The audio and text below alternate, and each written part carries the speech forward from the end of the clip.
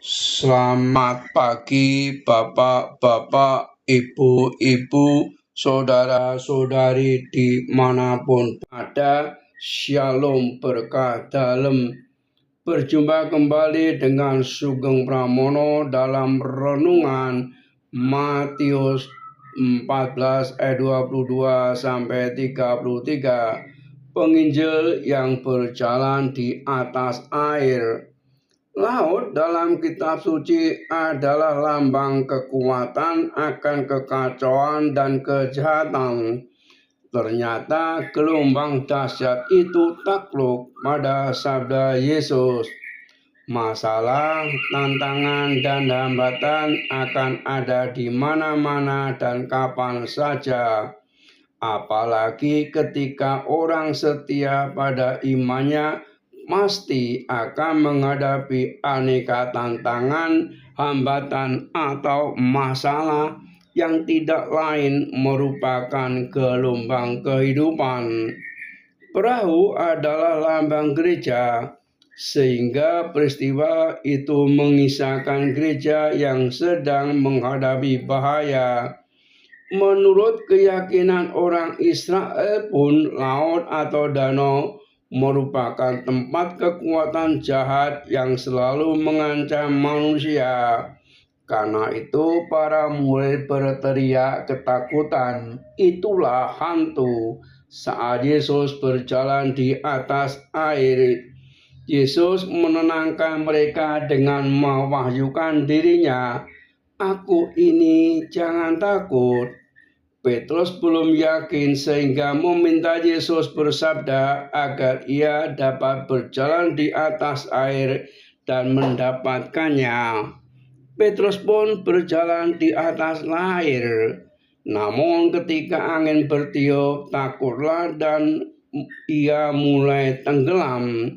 Itu tanda bahwa imannya belum mantap sehingga memohon pertolongan darinya.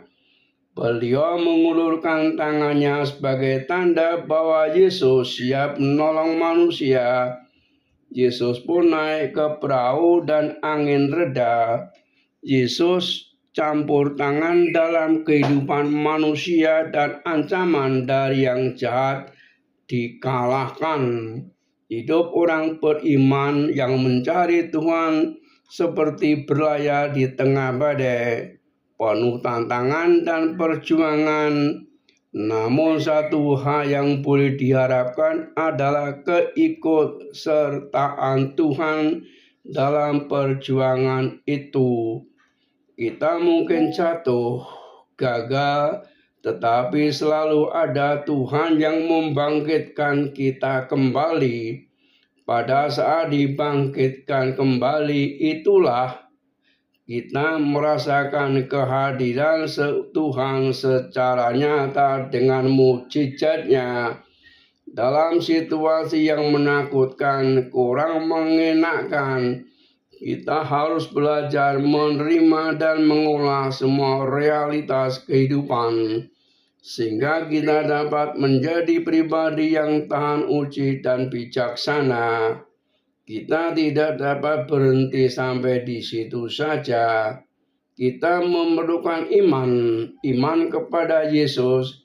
Iman kepada Yesus akan menjernihkan dan menerangi langkah hidup kita, sehingga tidak ada lagi ketakutan yang berlebihan, kekhawatiran sia-sia, dan pemikiran bukan-bukan.